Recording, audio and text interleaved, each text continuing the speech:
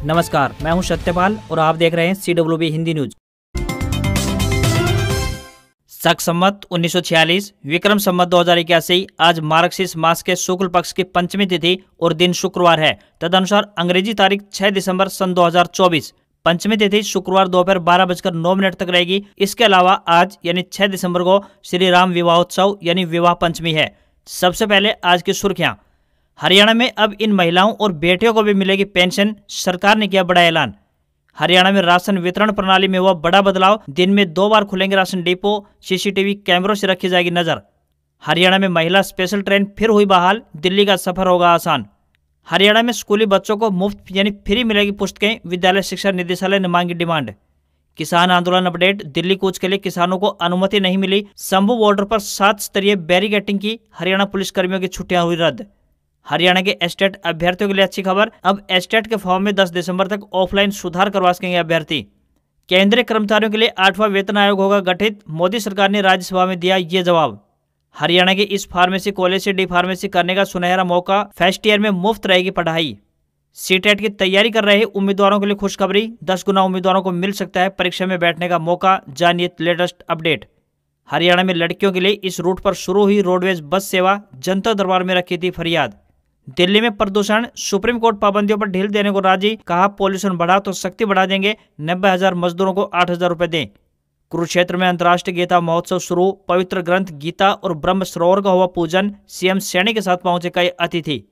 और नए साल से हुंडई की कारें 25,000 रुपए तक महंगी हो जाएंगी। कंपनी ने लागत में बढ़ोतरी के चलते कीमतें बढ़ाने का किया ऐलान। और अब खबरें विस्तार से। हरियाणा में बीते 2 दिन से पहाड़ी इलाकों से बहकर हवाएं आ रही हैं, जिससे कि ठंड बढ़ गई है। दिन के तापमान में 1 डिग्री की कमी तो वहीं रात के तापमान में 2.9 डिग्री सेल्सियस की बढ़ोतरी दर्ज हुई है। सबसे अधिक तापमान रोहतक में 14.5 और सबसे कम यमुनानगर में 9.2 डिग्री सेल्सियस दर्ज किया गया। मौसम विभाग ने प्रदेश में फिर से कोहरे की वापसी के संकेत दिए हैं। विभाग द्वारा कल यानी 7 और 8 दिसंबर को फतेहाबाद, जींद, पानीपत, हिसार, सोनीपत, भिवानी, चरखी दादरी, रोहतक, रेवाड़ी, गुरुग्राम, फरीदाबाद, मेवात, पलवल और महेंद्रगढ़ जिले में कोहरे का येलो अलर्ट जारी किया है। 7 दिसंबर को पश्चिमी विक्षोभ के प्रभाव के चलते पहाड़ों पर बर्फबारी व बारिश देखने को मिलेगी, जिसका सीधा असर हरियाणा जैसे मैदानी इलाकों में भी देखने को मिलेगा। वहीं 7 दिसंबर तक राज्य में आसमान साफ रहने और सुबह शाम 14 किलोमीटर प्रति घंटे की रफ्तार से हवाएं चलने की संभावना जताई गई है। विभाग द्वारा 8 दिसंबर को राज्य के कुछ इलाकों में हल्की बूंदाबांदी या बरसात के आसार जताए गए हैं। इस दौरान रात के तापमान में 2 से 3 डिग्री की कमी देखने को मिलेगी। इसके अलावा 12 से 15 दिसंबर के दौरान प्रदेश में ठंडी हवाएं चलने और कड़ाके की ठंड पड़ने के आसार जताए गए हैं। अगर आप अपने लिए नौकरी ढूंढ रहे हैं तो बता दें कि डिस्ट्रिक्ट एंड सेशन जज फरीदाबाद में स्टेनोग्राफर के पदों पर भर्ती के लिए आवेदन मांगे गए हैं। ये भर्तियां एडहॉक आधार पर 6 महीने के लिए की जाएंगी। पुरुष या महिला उम्मीदवार जो भी इच्छुक हैं वह अपने आवेदन भारतीय डाक के माध्यम से भेज सकते हैं। इन पदों के लिए उम्मीदवार का स्नातक पास होना जरूरी है। उम्मीदवार को कंप्यूटर का ज्ञान होना चाहिए तथा अंग्रेजी स्टेनो में 80 शब्द प्रति मिनट की गति होनी चाहिए। किसी भी वर्ग के उम्मीदवारों को कोई भी आवेदन शुल्क जमा नहीं करना होगा। न्यूनतम आयु 18 वर्ष और अधिकतम आयु 42 वर्ष होनी चाहिए। आवेदन करने की आखिरी तारीख 13 दिसंबर 2024 है।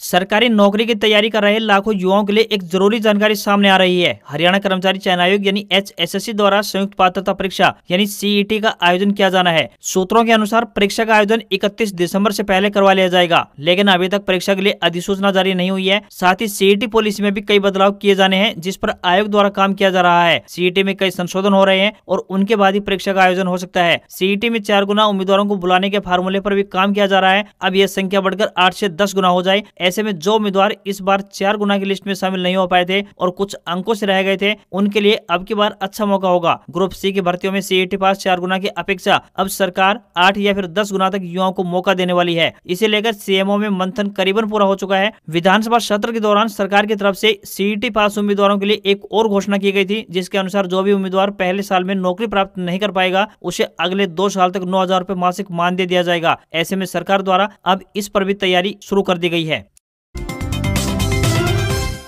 रेल यात्रियों के लिए एक अच्छी खबर सामने आई है। बता दें कि रेलवे ने 4 दिन पहले ही कोहरे के चलते रद्द की गई महिला स्पेशल ट्रेन को फिर से संचालित करने का एक अहम और बड़ा फैसला लिया है। ऐसे में इन ट्रेनों के रद्द होने से रोजाना सफर करने वाले यात्रियों की परेशानी बढ़ने लगी थी, जिसको देखते हुए रेलवे ने 4 दिन बाद ही महिला स्पेशल ट्रेन को फिर से पटरी पर उतार दिया है। ट्रेन नंबर 049, 63 और 64 महिला स्पेशल ट्रेन दिल्ली पानीपत के बीच सफर करती है। पानीपत से नई दिल्ली के बीच चलने वाली महिला स्पेशल ट्रेन को न केवल फिर से बहाल किया गया है, बल्कि इस ट्रेन में डिब्बों की संख्या भी बढ़ा दी गई है। अतिरिक्त डिब्बों की संख्या में इजाफा होने से अब पुरुष यात्री भी इस ट्रेन में सफर कर पाएंगे। पहले इस ट्रेन में 6 डिब्बे थे, लेकिन अब 6 और अतिरिक्त डिब्बे बढ़ाते हुए 12 डिब्बे कर दिए गए हैं। अब इस महिला स्पेशल ट्रेन में 3 डिब्बे महिलाओं के लिए आरक्षित रहेंगे, जबकि बाकी डिब्बों में कोई भी यात्री सफर कर सकता है। पानीपत से यह ट्रेन सुबह 6:40 पर दिल्ली के लिए रवाना होती है। शनिवार व रविवार को छोड़कर बाकी अन्य दिन यह ट्रेन संचालित होती है। अब हरियाणा सरकार द्वारा राशन वितरण प्रणाली में होने वाली गड़बड़ियों पर रोक लगाने की दिशा में बड़ा बदलाव कर दिया गया है। सभी राशन डिपो में अब सीसीटीवी कैमरे लगाए जाएंगे। इसके लिए खरीद प्रक्रिया को शुरू कर दिया गया है। सरकारी राशन किस दिन, कब और कितना दिया जा रहा है, इसका पूरा हिसाब किताब खाद्य एवं आपूर्ति विभाग रखेगा। कई बार राशन डिपो पर जब राशन आता है तो इसकी जानकारी लोगों को नहीं पहुँच पाती और वो राशन से वंचित रह जाते हैं। इसके लिए अब गाँव और शहरों में राशन वितरण की मुनादी करवाई जाएगी, ताकि कोई भी पात्र व्यक्ति राशन से वंचित रह न पाए। दूसरी तरफ अब सर्दियों में राशन डिपो को सुबह और शाम 2 बार खोला जाना जरूरी होगा। अब राशन डिपो होल्डर को पूरे 30 दिन डिपो को खोलना होगा। यदि किसी प्रकार की अनियमितताएं मिलती हैं तो ऐसे में राशन डिपो का लाइसेंस तुरंत प्रभाव से रद्द कर दिया जाएगा। सरकार द्वारा सूबे में अब नए राशन डिपो भी खोले जाएंगे। इसके लिए ऑनलाइन आवेदन स्वीकार किए जा चुके हैं। मेडिकल की पढ़ाई करने के लिए इच्छुक स्टूडेंट्स के लिए एक अच्छी खबर सामने आ रही है। बता दें कि हरियाणा के कुरुक्षेत्र जिले के गांव मथाना में स्थित डॉक्टर अंबेडकर फार्मेसी कॉलेज संविधान के सम्मान में 75 साल पूरे होने पर एक बड़ी सौगात देने जा रहा है। कॉलेज ने अपनी फर्स्ट ईयर की 50% सीटों पर निःशुल्क यानी फ्री में एडमिशन देने की घोषणा की है। डॉक्टर अंबेडकर फार्मेसी कॉलेज के चेयरमैन एवं भारत सरकार के सामाजिक न्याय अधिकारिता मंत्रालय के पूर्व सदस्य सूरजभान कटारिया ने बताया कि प्रबंधन कमेटी द्वारा फर्स्ट ईयर की 50% सीटों पर निःशुल्क एडमिशन देने का फैसला लिया गया है, जिसमें 12वीं कक्षा यानी साइंस श्रेणी से पास डी फार्मेसी की सीटों पर दाखिला होगा। उन्होंने बताया कि अनुसूचित जाति, जनजाति, पिछड़े वर्गों तथा अन्य गरीब वर्गों के छात्र एवं छात्राओं को निःशुल्क फर्स्ट ईयर का एडमिशन 50% सीटों पर पहले आओ पहले पाओ के आधार पर दिया जाएगा। डॉक्टर अंबेडकर फार्मेसी कॉलेज के चेयरमैन ने बताया कि संस्थान में आवेदन करने की लास्ट डेट प्रबंधकीय कमेटी द्वारा हेल्पलाइन नंबर 98 712 74 028 और 93 158 87 058 के माध्यम से 10 दिसंबर निर्धारित की गई है। गौरतलब है कि हरियाणा सरकार के नियमानुसार फार्मेसी काउंसिलिंग ऑफ इंडिया नई दिल्ली से मान्यता प्राप्त संस्थानों में फार्मेसी के डी फार्मेसी का कोर्स 2 साल तथा बी फार्मेसी का कोर्स 3 साल के लिए होता है। 8वें वेतन आयोग के गठन की उम्मीद लगाए बैठे केंद्रीय कर्मचारियों और पेंशनर्स को मोदी सरकार ने बड़ा झटका दिया है। हाल ही में वित्त मंत्रालय ने कहा कि निकट भविष्य में 8वें वेतन आयोग के गठन की कोई योजना नहीं है। बता दें कि केंद्र सरकार के कर्मचारी और पेंशनर्स 8वें वेतन आयोग के गठन का इंतजार कर रहे थे, क्योंकि इसके लागू होने से कर्मचारियों के मूल वेतन, भत्ते, पेंशन और अन्य लाभों में बढ़ोतरी होती है। राज्यसभा में पूछे गए एक सवाल के जवाब में केंद्रीय राज्य मंत्री पंकज चौधरी ने बताया कि फिलहाल 8वें वेतन आयोग के गठन के किसी भी प्रस्ताव पर विचार नहीं किया जा रहा है। दरअसल सवाल किया गया था कि क्या केंद्र सरकार केंद्रीय बजट 2025-26 में नए वेतन आयोग के बारे में घोषणा करने की सोच रही है। केंद्रीय वेतन आयोग आमतौर पर केंद्र सरकार के कर्मचारियों के वेतन, भत्ते और भत्तों में बदलाव का आकलन करने और सुझाव देने के लिए हर 10 साल में गठित किया जाता है। बता दें कि 28 फरवरी 2014 को तत्कालीन प्रधानमंत्री श्री मनमोहन सिंह ने 7वें वेतन आयोग का गठन किया था। इसने 19 नवंबर 2015 को अपनी सिफारिशें दी और 7वें केंद्रीय वेतन आयोग की सिफारिशें 1 जनवरी 2016 को लागू हुई थी। अब अगला वेतन आयोग यानी 8वां केंद्रीय वेतन आयोग 1 जनवरी 2026 से लागू किए जाने की उम्मीद जताई जा रही थी। जब भी वेतन आयोग लागू होता है तो यह आमतौर पर केंद्र सरकार के कर्मचारियों और पेंशनर्स के वेतन ढांचे में संशोधन की ओर ले जाता है।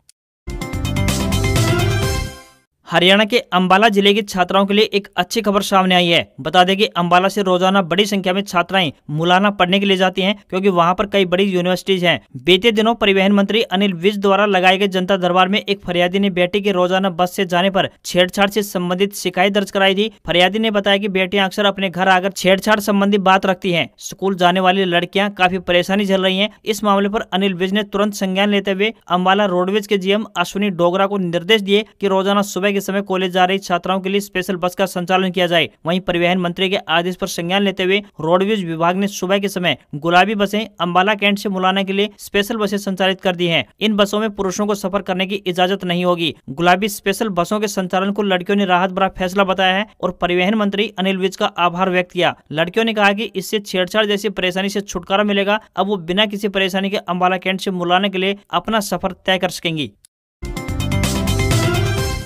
हरियाणा के सरकारी स्कूलों में पढ़ने वाले बच्चों के लिए एक अच्छी खबर सामने आई है। कक्षा पहली से 8वीं तक के छात्रों को निःशुल्क पुस्तकें वितरित की जाएंगी और इसके लिए तैयारियां शुरू हो गई हैं। इस संबंध में विद्यालय शिक्षा निदेशालय ने सभी स्कूलों से पुस्तकों की डिमांड मांगी है। हरियाणा के विद्यालय शिक्षा निदेशालय ने सभी जिलों के मौलिक शिक्षा अधिकारी यानी DWO को जारी पत्र में लिखा है कि कक्षा पहली से 8वीं तक के बच्चों को शिक्षा विभाग द्वारा निःशुल्क यानी फ्री में पाठ्य पुस्तकें वितरित की जाती है। हर साल की तरह इस साल भी यानी आगामी शैक्षणिक सत्र 2025-26 के लिए कक्षा पहली से 8वीं के लिए पाठ्य पुस्तकों की मांग के आधार पर सप्लाई की जानी है। यह कार्य इस बार ऑनलाइन माध्यम से किया जाएगा ताकि मांग सीधे विभाग तक पहुंचे और समय रहते पाठ्य पुस्तकें स्कूली बच्चों को उपलब्ध करवाई जा सके। पाठ्य पुस्तकों की मांग के लिए MIS पोर्टल पर कल यानी 7 दिसंबर तक मॉड्यूल खुला रहेगा। पाठ्य पुस्तकों की मांग की जिम्मेदारी मुखिया की होगी। मुखिया को OTP के माध्यम से डिमांड को सत्यापित करना होगा। विद्यालय शिक्षा निदेशालय ने हिदायत दी है कि सभी विद्यालय मुखिया 7 दिसंबर यानी कल तक पाठ्य पुस्तकों की डिमांड भरना सुनिश्चित करें, अन्यथा डिमांड को शून्य समझा जाएगा।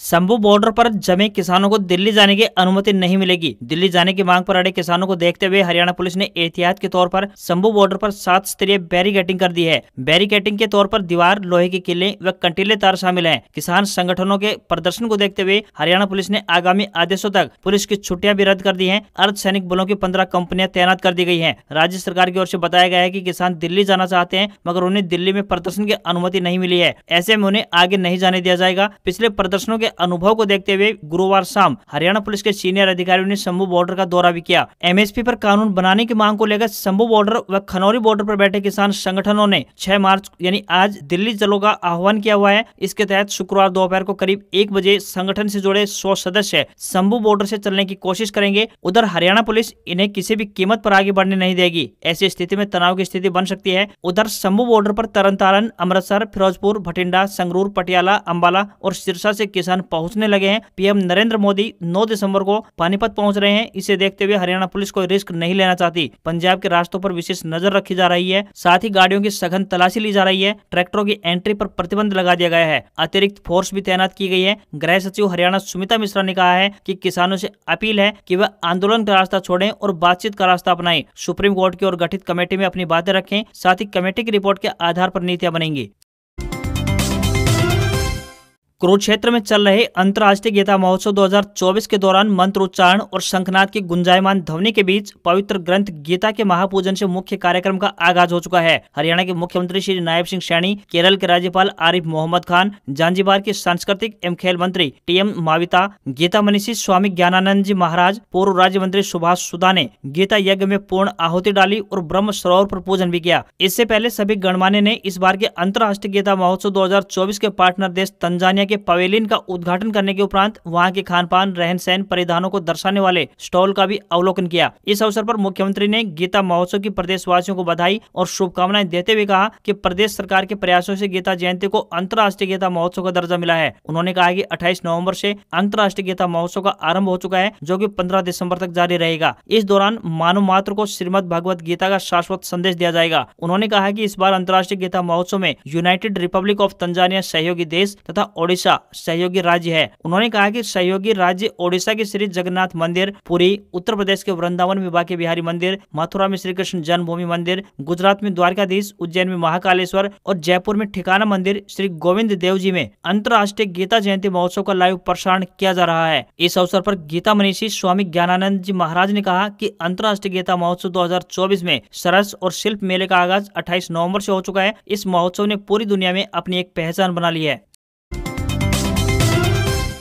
अगर आप विश्व प्रसिद्ध खाटू श्याम बाबा के दर्शनों के लिए जाने का प्लान बना रहे हैं तो आपके लिए आज की ये खबर अहम होने वाली है, क्योंकि खाटू श्याम मंदिर के कपाट 19 घंटे के लिए बंद रहने वाले हैं। बता दें कि हर रोज हजारों की संख्या में भक्त श्याम जी के दर्शनों के लिए आते हैं। ऐसे में श्री श्याम मंदिर कमेटी द्वारा मंदिर में आने वाले भक्तों की सुविधा को ध्यान में रखते हुए एक आधिकारिक नोटिस जारी कर दिया है। श्री श्याम मंदिर कमेटी के मंत्री मानविंदर सिंह ने जानकारी देते हुए बताया कि अमावस्या के बाद श्री श्याम जी की विशेष पूजा होगी, जिस कारण 6 दिसंबर को श्री श्याम बाबा का विशेष तिलक श्रृंगार होगा। इस अवसर पर बीते दिन यानी 5 दिसंबर 9:30 बजे रात से लेकर 6 दिसंबर की आज शाम 5 बजे तक खाटू श्याम जी के गर्भगृह के कपाट बंद रहेंगे, जिन्हें 6 दिसंबर को शाम 5 बजे मंगला आरती के समय खोला जाएगा। मुख्य पुजारी मोहनदास महाराज ने जानकारी दी कि काली अमावस्या के बाद खाटू श्याम जी की विशेष पूजा और श्रृंगार का आयोजन किया जाता है, जिसमें 12 से 15 घंटे का समय लगता है। इसके अलावा विशेष श्रृंगार में भी 5 से 6 घंटे का समय लग जाता है। इसी कारण श्याम जी के मंदिर के कपाट आम दर्शनार्थ 19 घंटों के लिए बंद रहेंगे, यानी आज शाम 5 बजे मंगला आरती के समय दर्शन कर पाएंगे।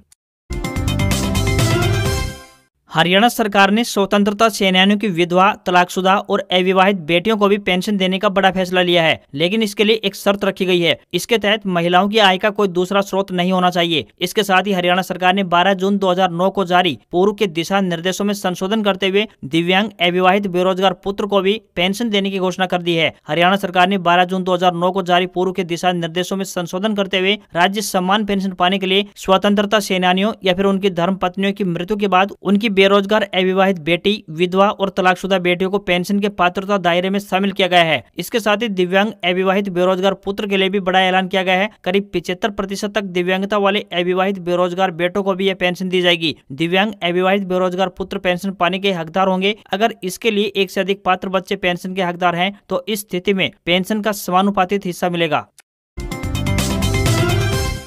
हरियाणा के लाखों युवाओं के लिए एक अच्छी खबर है। हरियाणा विद्यालय शिक्षा बोर्ड ने 10 दिसंबर तक अभ्यर्थियों को एस्टेट 2024 के विवरणों में ऑफलाइन सुधार करने का मौका दिया है। बोर्ड प्रवक्ता ने बताया कि शिक्षा बोर्ड द्वारा एस्टेट 2024 के लिए ऑनलाइन आवेदन करवाए गए थे। अगर आपने भी अध्यापक पात्रता परीक्षा 2024 के लिए आवेदन किया है तो आज की खबर काम की होने वाली है। अगर आपके फॉर्म में विवरणों जैसे कि नाम, पिता का नाम, माता का नाम, जन्म तिथि, ईमेल आईडी, जेंडर, फोटो या हस्ताक्षर और अंगूठे के निशान, स्तर, जाति, श्रेणी, विषय व आधार नंबर में किसी भी प्रकार की कोई त्रुटि रह गई है तो आप 10 दिसंबर 2024 तक सुबह 9 बजे से लेकर सायं 4 बजे तक बोर्ड कार्यालय में उपस्थित होकर निर्धारित शुल्क के साथ ऑफलाइन शुद्धि करवा सकते हैं। उन्होंने आगे बताया कि अभ्यर्थी नवीनतम जानकारी व महत्वपूर्ण सूचना के लिए बोर्ड की आधिकारिक वेबसाइट www.bseh.org.in पर नियमित विजिट कर सकते हैं।